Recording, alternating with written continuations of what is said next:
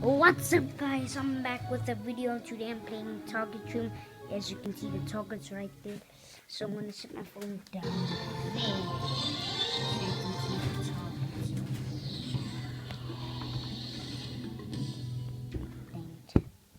Well, as the continent celebrates Africa Day, we take a look at the Organisation of African Unity. South Africa is a founding member of the organisation and now known as the African Union, which evolved out of the OAU. I hit it! Hey! The Organization of African Unity was established in May 25, 1963. It was disbanded on the 9th of July 2002 by its last chairperson and former South African President Thabo Mbeki and replaced by the African Union. The birth of the Organization of African Unity in Addis Ababa emerged from the aspiration of a united continent as advocated by the fathers of independence. Its origins are the Union of African States, an early confederation that was established by Ethiopian President Haile Selassie and Ghana's Kwame Nkrumah in the 1960s, as well as subsequent attempts to unite Africa. The OAU had as its main goal the liberation of Africans from their colonial masters, which it largely achieved. The OAU was dismissed by the continent detractors as an organization that was destined to fail, an organization that did little to protect the rights and liberties of African citizens from their own political leaders, often labeling them as dictators. As with many other things African, from the very beginning of its life, the OAU was dismissed by our detractors as an organization that was destined to fail. Each time it convened, its critics predicted that it would end in disarray and collapse. Nevertheless, the OAU proved our critics wrong. Later in the years, the idea of creating the AU came to the fore. It was revived in the mid-1990s under the leadership of Libyan leader Muammar Gaddafi. The heads of state and government of the OAU issued a Sirte declaration named African State in Libya on September 9, 1999, calling for the establishment of an African Union. This is therefore an occasion for us to pay tribute to the OAU for the work it has done during the 39 years of its existence. Apart from anything else, we must do this because we have to ensure that we do not present the step we're about to take as the death of the OAU, but its further evolution, given the changed circumstances in our continent and the world. The declaration was followed by summits at Lome in 2000, when the Constitutive Act of the African Union was adopted, and at Lusaka in 2001, when the plan for the implementation of the African Union was adopted.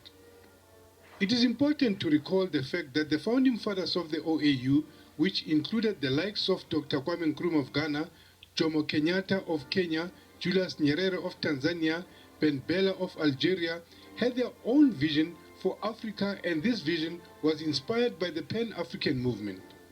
In African democracy, the rulers listen to the ruled, and the majority to the minority. Our traditions teach us to respect each other, to share power. The OAU was disbanded on July the 9th, 2002 by its last chairperson, South African President Thabo Mbeki, and replaced by the African Union. They aim to continue where the OAU has left, tackling challenges of poverty and conflicts, among others. It's a moment that all of us have been waiting for. I'm very pleased to welcome everybody to this first session of the Assembly of the Union. The formation of the AU came with a renewed focus of improving governance and the continent's economies. This saw the emergence of programs such as NEPAD and the African Peer Review Mechanism. And in South Africa, the move was endorsed, as my colleague Manelisi Dubasi reports. The OAU was born in 1963, a year that saw more than half of South Africa's liberation leadership arrested on charges of treason. Today, in the very house where burnings were enacted, lawmakers were brought up to speed on the final act of the transition from OAU to African Union. Among them, former Rivonia trialist Andrew Mlangeni. I think it's going to function well provided, of course, we have the correct leadership in Africa. But my only problem about the effective functioning of AU is that we do not have democratic governments in South Africa, in Africa. The union's objective is to involve the people of Africa in decision-making, a break with the OAU's top-down approach. This objective struck a positive chord with opposition parties. There's no doubt that this body is highly geared to economic development being translated into human development, and that's what its objective is. I think there is this perception that you need economic reform on the continent of Africa. You need strong economic regions on the continent of Africa, and the vehicle for achieving this will be the African Union. Even though, admittedly, there are a number of problems, specifically on the issues of democracy and governance, but we should look at this development as a process rather than an end. The proposed constitutive act of the union drops some OAU rules, like the clause of non-interference in another country's internal affairs. It's a clause many African dictators have used to oppress their citizens. Whether it survives will depend on the Durban African Union Summit. The African Union has not been aloof to challenges posed by political repression on the continent.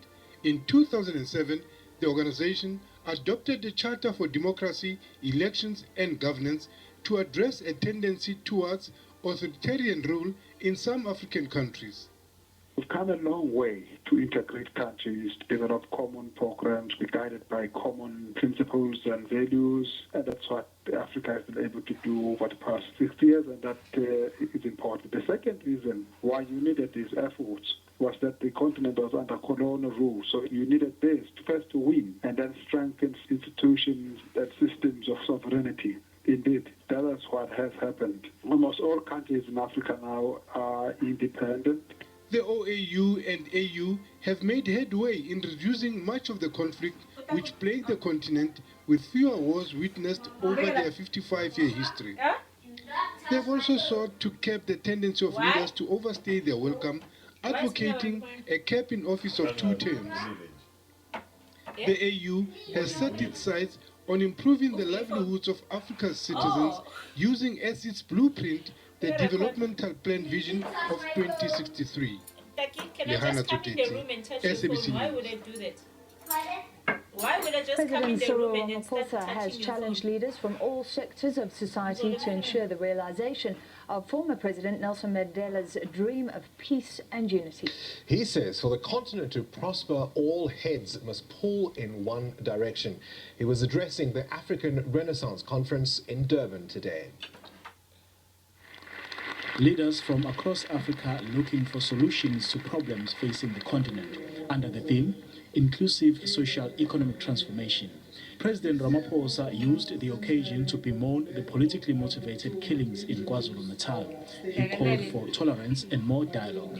Madiba would have said, the killings of one another must come to an end. And so I say here today, the killings that have been taking place in this province must come to an end.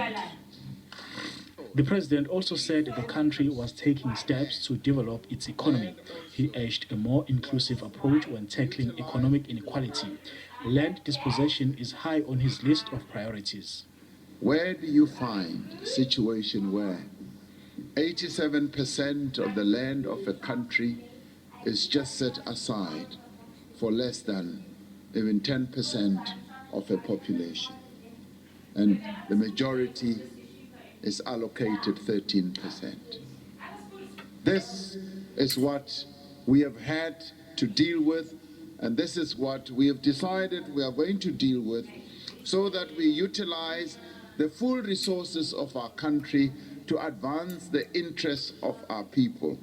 Delegates also called for more cooperation between African countries. We need to start looking at each other as in the continent and say, let's start doing more business together. Let's start trusting each other, because all things made in Europe and other countries are not more superior than things made in South Africa.